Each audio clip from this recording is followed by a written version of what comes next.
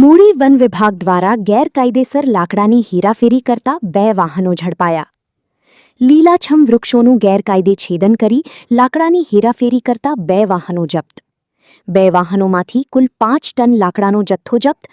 3 ઇસમો સામે કાર્યવાહી હાથ ધરવામાં આવી છે. સુરેન્દ્રનગર જિલ્લામાં સાયલા, મૂળી તાલુકાના વિસ્તારોના કેટલાક ઇસમો દ્વારા વન વિભાગની પરવાનગી વગર વૃક્ષોનું કટિંગ તથા તેનું ગેરકાયદે પરિવહન કરાતું હોવાની ઉઠેલી ફરિયાદોને ધ્યાને લઈ જિલ્લા નાયબ વન સંરક્ષકના માર્ગદર્શન હેઠળ મૂળી રેન્જની ટીમ દ્વારા આકસ્મિક વાહન ચેકિંગ હાથ ધરવામાં આવ્યું હતું. તંત્રના ચેકિંગમાં ગેરકાયદે વૃક્ષો કાપી તેના લાકડાનું પરિવહન કરતા 2 વાહનો ઝડપી લેવાતા લાકડાની હેરાફેરીનો પર્દાફાશ થયો છે. તંત્ર દ્વારા ઝડપેલ બંને વાહનોમાંથી અંદાજે 5 ટન જેટલો લાકડાનો જથ્થો ઝડપી લેવા સાથે 3 ઇસમો સામે કાર્યવાહી પણ હાથ ધરવામાં આવી હતી. ક્ષેત્રીય રેન્જ મૂળી કચેરીના in charge range forest officer Pravinsinh Chauhan તથા સ્ટાફના દાનુભા ગોહિલ, મુકેશભાઈ કરમટીયા સહિતની ટીમ દ્વારા ડોડિયા હાઈવે પર જતી લાકડા ભરેલી એક બુલેરો પિકઅપને અટકાવીને તલાશી લેતા તેમાં ભરેલ લીમડા તેમજ અન્ય જાતના લાકડા ભરેલા મળી આવ્યા હતા.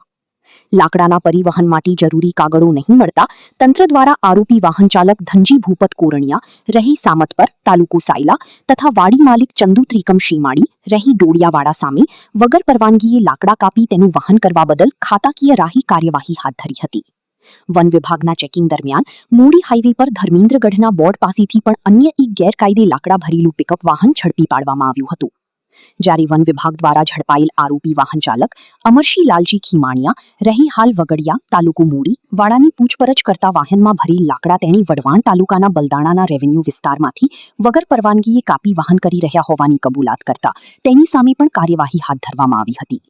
રેવન્યુ વિસ્તારમાંથી લાકડા કાપવા માટે મામલતદારની મંજૂરી તથા પરિવહન માટે ગ્રામ પંચાયતમાંથી મંજૂરી લેવી જરૂરી હોય છે. પરંતુ પાસ પરમિટ વગર બેફામ વૃક્ષોનું કટિંગ કરી વેપાર કરતાઓ સામે વન વિભાગની કાર્યવાહીથી ગેરકાયદે લાકડાની હેરાફેરી કરતા ઇસમોમાં ફફડાટ ફેલાઈ જવા પામ્યો છે. બ્યુરો રિપોર્ટ, સમય 24 ન્યૂઝ, સુરેન્દ્રનગર.